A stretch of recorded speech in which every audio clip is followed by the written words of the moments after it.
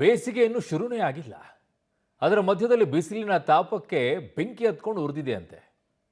ನಂಬುವಂಥದ್ದ, but ಅನುಮಾನ ಬರುತ್ತೆ ಈ ವಿಚಾರದಲ್ಲಿ. ಸೊ ಬೀದರ್ನಲ್ಲಿ ಬಿಸಿಲಿನ ತಾಪಕ್ಕೆ ಕಾರು ಒಂದು ಹೊತ್ತಿ ಉರಿದಿದೆ ಅಂತೆ. ಬಸವಕಲ್ಯಾಣ ತಾಲೂಕಿನ ನಾರಾಯಣಪುರ ಗ್ರಾಮದ ಬಳಿ ಆಗಿರುವಂಥ ಘಟನೆ ಇದು. ನಾರಾಯಣಪುರದ ಪೂಜಾ ಫಂಕ್ಷನ್ ಹಾಲ್ ಬಳಿ ಕಾರ್ ನಿಲ್ಲಿಸಿರ್ತಾರೆ. ಫಂಕ್ಷನ್ ಹಾಲ್ ಪಕ್ಕದಲ್ಲಿ ನಿಲ್ಲಿಸಿದ 2 ಕಾರುಗಳಿಗೆ ಬೆಂಕಿ ಬಿದ್ದಿದೆ.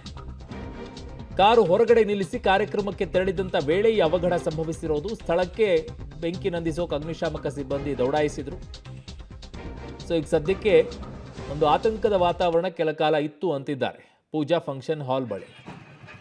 ಹೇಗೆ ಹಂಗೆ ಹತ್ಕೊಂಡ್ಬಿಡುತ್ತೆ?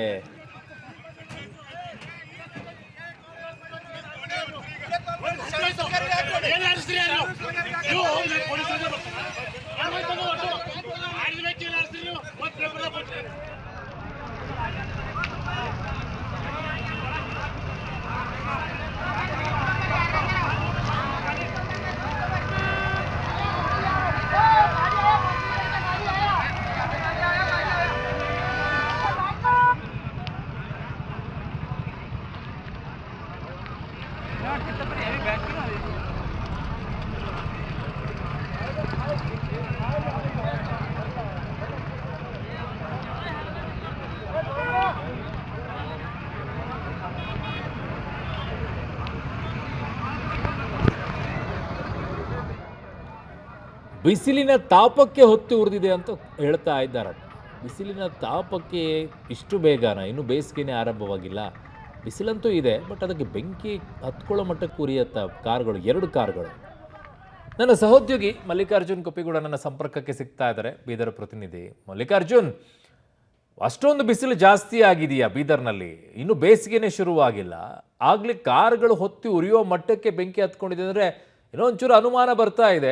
ಏನಾಗಿದೆ, ಮಾಹಿತಿ ಏನಿದೆ? ಖಂಡಿತ ಅರವಿಂದ್, ಖಂಡಿತ ಅರುಣ್, ನಿಜಕ್ಕೂ ಒಂದು ರೀತಿಯ ಅಂದ್ರೆ ಈ ನೀವ್ ಹೇಳ್ದಂಗೆ ಈಗಾಗಲೇ ಬಿಸಿಲು ಕೂಡ ಇನ್ನೂ ಪ್ರಾರಂಭ ಆಗಿಲ್ಲ. ಅಂದ್ರೆ ಈಗ ಚಳಿಗಾಲ ಮುಗಿತಾ ಇರುವಂತದ್ದು. ಈ ಸಂದರ್ಭದಲ್ಲಿ ಈ ರೀತಿಯ ಒಂದು ತಾಪಮಾನ ಹೆಚ್ಚಾಗಿದೆ ಅನ್ನುವಂಥದ್ದು ಇದು ಪ್ರಾಥಮಿಕ ಹಂತದ ಮಾಹಿತಿ ಅರುಣ್. ಅಂದ್ರೆ ಶಾರ್ಟ್ ಸರ್ಕ್ಯೂಟ್ ನಿಂದ ಆಗಿದೆಯೋ ಇಲ್ಲ ಇನ್ನ ಬೇರೆ ಈ ಕಾರಣಗಳಿಂದ ಆಗಿದೆ ಅನ್ನುವಂಥದ್ದು. ಅಂದ್ರೆ ಪ್ರಾಥಮಿಕ ಹಂತದ ಮಾಹಿತಿ ಪ್ರಕಾರ ಬಿಸಿಲಿನ ತಾಪದಿಂದಾಗಿ ಒಂದು ಕಾರಿನಿದೆ, ಒಂದು ಕಾರು ಒತ್ತಿ ಉಳಿದಿರುವಂತದ್ದು. ಅದರ ಪಕ್ಕದಿದ್ದಂತ ಇನ್ನೊಂದು ಕಾರು ಕೂಡ ಬೆಂಕಿ ತಗುಲಿ 2 ಕಾರುಗಳು ಒಂದ್ ರೀತಿಯ ಸುಟ್ಟು ನೋಡ್ಬೋದು ಯಾವ ರೀತಿ ಕರ್ಕಲಾಗಿದೆ ಅನ್ನುವಂಥದ್ದು. ಅದ್ರ ಗಡಿ ಜಿಲ್ಲೆ ಬೀದರ್ನ, ಅದರಲ್ಲೂ ಬಸವಕಲ್ಯಾಣ ತಾಲೂಕಿನ ನಾರಾಯಣಪುರ ಏನೊಂದು ಗ್ರಾಮದಲ್ಲಿ ಆಗಿರುವಂತದ್ದು. ಅದರಲ್ಲೂ ಪ್ರಮುಖವಾಗಿ ಅಲ್ಲಿ ಒಂದು ಅಂದ್ರೆ ಫಂಕ್ಷನ್ ಅಲ್ಲಿ ಇದೆ, ಅಲ್ಲಿ ಮದುವೆಗಾಗಿ ಬಂದಿರುವಂತದ್ದು, ಮದುವೆ ಕಾರ್ಯಕ್ರಮದಲ್ಲಿ ಭಾಗಿಯಾಗಕ್ಕೆ ಹೋಗಿರುವಂತದ್ದು, ಆ ಕಾರ್ ನಿಲ್ಲಿಸಿ ಒಳಗೆ ಹೋಗಿರುವಂತದ್ದು. ಆ ಸಂದರ್ಭದಲ್ಲಿ ಈ ಒಂದು ಘಟನೆ ಆಗಿರುವಂತದ್ದು. ಅಂದ್ರೆ ಒಂದು ನೋಡ್ಬೋದು ಯಾವ ರೀತಿ ದಗದಗನೆ ಹೊತ್ತಿ ಉರಿತಾ ಇದೆ 2 ಕಾರುಗಳು ಅನ್ನುವಂಥದ್ದು. ಅಂದ್ರೆ ಆ ಒಂದು ದೃಶ್ಯಗಳು ನೋಡ್ಬೋದು.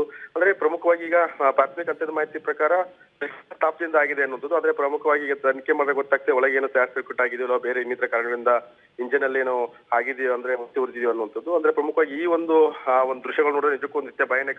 ಯಾಕಂದ್ರೆ ಅಲ್ಲಿ ಪಕ್ಕದಲ್ಲೇ ಫಂಕ್ಷನ್ ಹಾಲ್ ಕೂಡ ಇತ್ತು. ಯಾವುದೇ ರೀತಿಯ ಘಟನೆಗಳು ಅಂದ್ರೆ ಜನಸಂಖ್ಯೆ ಕೂಡ ಜಾಸ್ತಿ ಇತ್ತು. ಆದ್ರೆ ಅಲ್ಲಿ ಸದ್ಯಕ್ಕೆ ಕಾರ್ ಸುತ್ತಮುತ್ತ ಯಾರು ಇರಲಿಲ್ಲ ಕಾರಣಕ್ಕೆ ಒಂದು ರೀತಿಯ ದೊಡ್ಡ ಅನಾಹುತ ತಪ್ಪದಂತಾಗಿರುವಂತದ್ದು ಅರುಣ್.